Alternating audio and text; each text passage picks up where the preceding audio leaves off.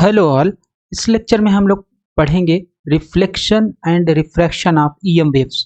तो रिफ्लेक्शन और refraction of EM waves में क्या है कि reflection and refraction of electromagnetic waves at a plane interface between dielectrics. तो आपका क्या है कि दो डाइलेक्ट्रिक मीडियम है, एक लेट्स से मीडियम नंबर 1, एक है मीडियम नंबर 2, और इन दोनों मीडियम को एक आपके पास एक प्लेन है जो इन दोनों मीडियम को क्या कर रहा है, सेपरेट कर रहा है। तो इसी जो सेपरेटेड बाउंड्री है, इसी पे क्या करेगा, इलेक्ट्रोमैग्नेटिक वेव आकर के स्ट्राइक करेगा, इंसिडेंट करेगा। जैसे ही मीडियम जो आपके पास बाउंड्री है उस पर स्ट्राइक किया, मीडियम 1 से मीडियम 2 में जो बाउंड्री है बीच में, तो जैसे ही इलेक्ट्रोमैग्नेटिक वेव आपका जो बाउंड्री है उस पर स्ट्राइक करेगा तो क्या होगा, इलेक्ट्रोमैग्नेटिक वेव रिफ्लेक्ट हो सकता है और ट्रांसमिट हो सकता है। ठीक है, तो हमें क्या करना है, इलेक्ट्रोमैग्नेटिक वेव की दो प्रॉपर्टी को डिस्कस करना है यहाँ पे। एक है काइनेमेटिक प्रॉपर्टी। काइनेमेटिक प्रॉपर्टी का मतलब होता है कि जो सभी वेव के लिए लागू होता है, जैसे angle of incidence is equal to angle of reflection होना चाहिए, क्योंकि आपके पास इलेक्ट्रोमैग्नेटिक वेव एक तरीके का वेव है। तो ये आपको शो करेगा कि angle of incidence is equal to angle of reflection. ठीक है, दूसरी काइनेमेटिक प्रॉपर्टी क्या होती है वेव की, वो है Snell's law, sine i upon sine are is equal to n dash by n. और एक है आपके पास इलेक्ट्रोमैग्नेटिक वेव की जो स्पेसिफिक केवल इलेक्ट्रोमैग्नेटिक वेव पे ही लागू होगी प्रॉपर्टी, उसको बोलते हैं डायनेमिक प्रॉपर्टी। तो हम लोग इस लेक्चर में जो डिस्कस करेंगे वो केवल और केवल काइनेमेटिक प्रॉपर्टी डिस्कस करेंगे इलेक्ट्रोमैग्नेटिक वेव की। तो बेसिकली हम लोग दिखाएंगे जो ईएम वेव होता है उसके लिए एंगल ऑफ इंसिडेंस और एंगल ऑफ रिफ्लेक्शन ये बराबर होते हैं, और स्नेल्स लॉ को प्रूफ करेंगे हम लोग reflection and refraction of EM waves में, जिसमें काइनेमेटिक प्रॉपर्टी हम लोग केवल यही डिस्कस करेंगे। काइनेमेटिक प्रॉपर्टी यानी angle of reflection is equal to angle of incidence prove करेंगे और स्नेल्स लॉ प्रूव करेंगे। ठीक है, तो the various aspect of the phenomena is divided into two classes. पहली क्लास है या पहली प्रॉपर्टी है kinematic property from the wave nature and boundary condition. तो ये जो प्रॉपर्टी है ईएम वेव की, ये स्पेसिफिक ईएम वेव के लिए नहीं है, ये कोई भी वेव है, चाहे साउंड वेव हो। ठीक है, क्योंकि ईएम वेव ट्रांसवर्स वेव होती है और साउंड वेव जो है लॉन्गिट्यूडिनल होती है। तो जो आपके पास ईएम वेव है या साउंड वेव है, दोनों के केस में आपके पास क्या होगा, ये angle of incidence is equal to angle of reflection होगा, और Snell's law sine i upon sine are is equal to दूसरे मीडियम का रिफ्रैक्टिव इंडेक्स डिवाइडेड बाई पहले मीडियम का रिफ्रैक्टिव इंडेक्स। ठीक है, n2 बाई n1। तो यहाँ पे n2 जो है वो n डैश है और n1 है n। ठीक है, तो हम जस्ट काइनेमेटिक प्रॉपर्टी को डिस्कस करेंगे। तो यहाँ पे क्या है, और एक हमारे पास होती है डायनेमिक प्रॉपर्टी।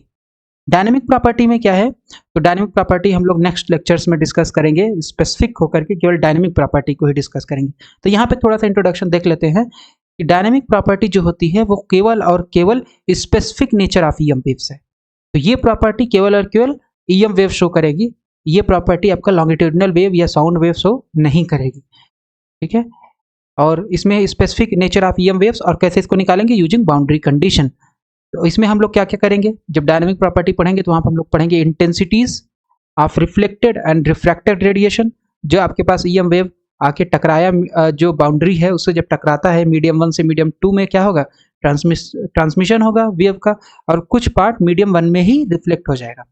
ठीक है, तो ये हम पढ़ेंगे intensities of reflected and refracted radiation. और दूसरा हम पढ़ेंगे इस डायनेमिक प्रॉपर्टी में फेज चेंजेस एंड पोलराइजेशन।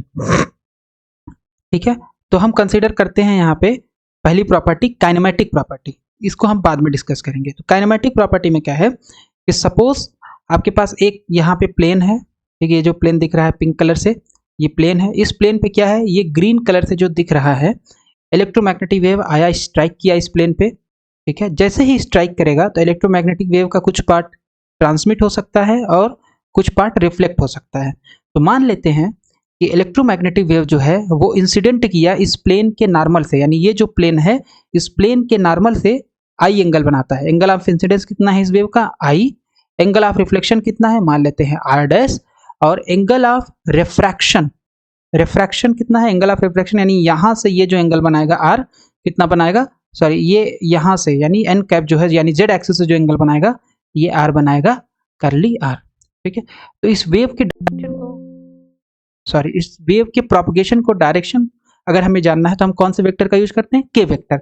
तो के वेक्टर क्या बताता है, वेव के प्रोपगेशन का डायरेक्शन। तो ये जो वेक्टर के है ये बेसिकली आपको बताएगा कि इस डायरेक्शन में वेव प्रोपगेट हो रही है, तो ये के का डायरेक्शन हो जाएगा। रिफ्लेक्ट हुआ, मान लेंगे कि यहाँ पे जो वेव वेक्टर हो गया वो के डबल डैश हो गया रिफ्लेक्टेड के लिए, और यहाँ पे जो हमारे पास है ट्रांसमिट के लिए जो वेव वेक्टर है वो है के डैश। तो हम लोग कर क्या रहे हैं, यहाँ पे जो हमारे पास इंसिडेंट है उसके लिए अनप्राइम क्वांटिटीज यूज कर रहे हैं, यानी विदाउट डैश क्वांटिटी यूज करेंगे। जो आपके पास रिफ्लेक्टेड है उसके लिए हम लोग डबल डैश क्वांटिटी यूज करेंगे। जैसे इलेक्ट्रिक फील्ड होगा तो डबल डैश अगर है तो इसका मतलब है रिफ्लेक्टेड इलेक्ट्रिक फील्ड, ठीक है।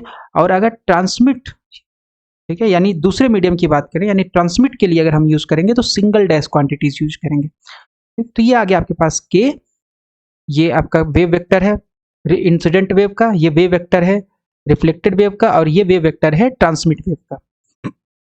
ओके, जो इंसिडेंट वेव है और रिफ्लेक्टेड वेव है, इन दोनों वेव वेक्टर का जो मैग्नीट्यूड होगा वो सेम होगा, यानी के इज इक्वल टू के डैश, बस डायरेक्शन इनका चेंज होगा, ठीक है, इनका जस्ट डायरेक्शन चेंज होगा, मैग्नीट्यूड सेम रहेगा।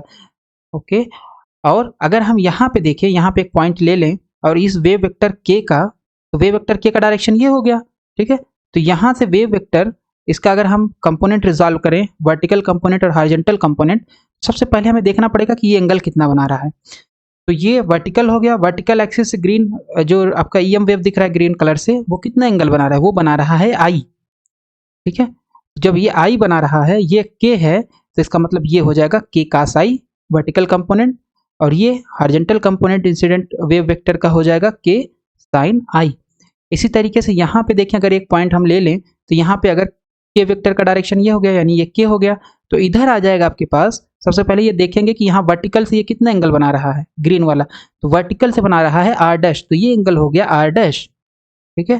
तो इसका ये डायरेक्शन में, क्योंकि ये के है तो ये डायरेक्शन में हो जाएगा k cos r dash, k double dash cos r dash, right, और ये हो जाएगा k double dash sine are dash, तो ये डायरेक्शन है आपका के डबल डैश का, sorry, so this is k double dash, ठीक है। इसी तरीके से यहाँ पे अगर हम डायरेक्शन की बात करें, तो यहाँ पे जो डायरेक्शन की बात करेंगे, तो ये सबसे पहले ये आपके पास है के डैश का डायरेक्शन, यानी के डैश वेक्टर इस डायरेक्शन में है, और यहाँ पे इस पॉइंट पे अगर हम परपेंडिकुलर ड्रॉ करेंगे तो ये वर्टिकल कंपोनेंट हो जाएगा और ये हॉरिजॉन्टल कंपोनेंट हो जाएगा इस के डैश वेक्टर का। तो ये जो ग्रीन कलर से दिख रहा है, ये वर्टिकल से कितना एंगल बना रहा है, ये आर बना रहा है, तो इसका मतलब अगर हम वर्टिकल एक ड्रॉ करेंगे तो ये जो ग्रीन कलर से दिख रहा है कितना बनाएगा, आर बनाएगा। तो अगर ये आर बनाएगा वर्टिकल से, तो ये के है, तो ये आ जाएगा k dash cos r vertical component और k dash sine r horizontal component. तो इस तरीके से हम लोगों ने वेव वेक्टर्स का हॉरिजॉन्टल और वर्टिकल कंपोनेंट रिजॉल्व कर लिया, ठीक है, डिजॉल्व कर लिया। बेसिकली मतलब ये है कि हॉरिजॉन्टल और वर्टिकल कंपोनेंट को लिख लिया, ठीक है। ओके, तो अब क्या होगा, इंसिडेंट, अगर इंसिडेंट इलेक्ट्रिक फील्ड है तो हम लोग इलेक्ट्रिक फील्ड कौन सा ले रहे हैं, प्लेन वेव इलेक्ट्रिक फील्ड ले रहे हैं, प्लेन वेव इलेक्ट्रोमैग्नेटिक वेव ले रहे हैं, राइट। तो प्लेन वेव में जो इलेक्ट्रिक फील्ड होता है वो कैसे होता है, एक कांस्टेंट टर्म रहेगा जो कि मैग्नीट्यूड होगा और एक फेज फैक्टर होगा। So this is E zero, vector E zero जो कि कांस्टेंट है, इसमें आर और टी नहीं है, आर और टी यहाँ पे है, तो ये आ जाएगा e to the power i के dot r minus omega T. Magnetic field और इलेक्ट्रिक फील्ड में क्या रिलेशन होता है, मैग्नेटिक फील्ड होता है 1/v के कैप क्रॉस ई, ये होता है मैग्नेटिक फील्ड और इलेक्ट्रिक फील्ड में relation. b is equal to 1/v small v, यानी velocity of the wave, into k cap cross E. तो v जो होता है, हमें पता है कि जो वेलोसिटी ऑफ ईएम वेव होती है वो होती है 1/√μ0 एप्सिलॉन नॉट। सब्सटीट्यूट कर देंगे तो यहाँ आ जाएगा कि यहाँ पे 1/v है, ठीक है, 1/v है, तो v की जगह पे यहाँ सब्सटीट्यूट कर देंगे 1/√μ0 एप्सिलॉन नॉट, तो ये μ0 एप्सिलॉन नॉट अंडर जो है ऊपर चला जाएगा, तो इसलिए हमारे पास आ जाएगा अंडर√μ0 एप्सिलॉन नॉट के कैप क्रॉस ई, तो आ जाएगा अंडर√μ0 एप्सिलॉन नॉट, और के कैप को हम रख सकते हैं वेक्टर के अपॉन मॉड के, दैट इज वेक्टर अपॉन उसका मैग्नीट्यूड, तो ये आ जाएगा के क्रॉस ई अपॉन के। इसी तरीके से रिफ्रैक्टेड, यानी डैश जो क्वांटिटी है वो रिफ्रैक्टेड है, ठीक है, तो डैश जो क्वांटिटी है वो क्या है, रिफ्रैक्टेड है। तो रिफ्रैक्टेड के लिए भी सेम यही हो जाएगा आपके पास, इसी तरीके से सेम इलेक्ट्रिक फील्ड नहीं होगा बट डैश क्वांटिटी के साथ होगा। So this is E dash, E zero dash, और ये आ जाएगा e to the power i k dash dot r minus omega t, और बी डैश आ जाएगा under epsilon naught, sorry under dash epsilon dash k dash upon E upon mod of k dash, जैसे ये है बस यहाँ पे dash आ जाएगा सब जगह पे, ठीक है। तो यहाँ पे आपका इलेक्ट्रिक फील्ड जो है ये क्या है, ये रिफ्रैक्टेड है। सो अगर ये रिफ्रैक्टेड है तो यहाँ पे क्या आएगा, यहाँ पे आ जाएगा डैश आ जाएगा, ठीक है। तो अब यहाँ पे हम लोग देख लेते हैं, यहाँ पे हमारे पास क्या है, रिफ्लेक्टेड, रिफ्लेक्टेड के लिए हम लोग कन्वेंशन क्या यूज करें, डबल डैश। तो डबल डैश इलेक्ट्रिक फील्ड जो हो जाएगा, यानी रिफ्लेक्टेड वेव का इलेक्ट्रिक फील्ड हो जाएगा E zero double dash e to the power i k double dash dot r minus omega t. B is equal to हो जाएगा अंडर रूट म्यू नॉट, जैसे ये वाला हम लोगों ने निकाला था, यहाँ पे सब जगह डबल आपको, क्योंकि रिफ्लेक्टेड जो वेव है वो सेम मीडियम में रिफ्लेक्ट हो रही है, राइट, मीडियम वन से मीडियम वन में ही रिफ्लेक्ट हो रही है। तो ये आपका पूरा मीडियम वन है और ये आपका पूरा मीडियम टू है, इन दोनों को सेपरेट कर रहा है ये बाउंड्री, ठीक है, ये प्लेन सेपरेट कर रहा है जो आपको पिंक कलर से दिख रहा है। तो इस पूरे मीडियम में इंसिडेंट और रिफ्लेक्टेड है और इस पूरे मीडियम में केवल ट्रांसमिट है। तो इस मीडियम का जो आपके पास परमेबिलिटी है वो म्यू है पहले मीडियम में, और ये है एप्सिलन पहले मीडियम की परमिबिलिटी म्यू और परमिटिविटी एप्सिलन। दूसरे मीडियम की परमिबिलिटी है म्यू डैश और जो आपके पास परमिटिविटी है वो क्या है, एप्सिलन डैश। ठीक है, तो ये आ गया हमारे पास। तो बी कितना आ जाएगा, सॉरी बी डबल डैश है ये, तो 1 second, so this is your B double dash. तो बी डबल डैश आ जाएगा आपके पास यहाँ पे, ये तो सेम ही रहेगा राइट, क्योंकि दूसरे मीडियम में अगर जाती वेव तो आपका यहाँ पे डैश हो जाता, लेकिन ये सेम रहेगा। So this is under mu epsilon आ जाएगा और यहाँ जाएगा k double dash E double dash upon k double dash.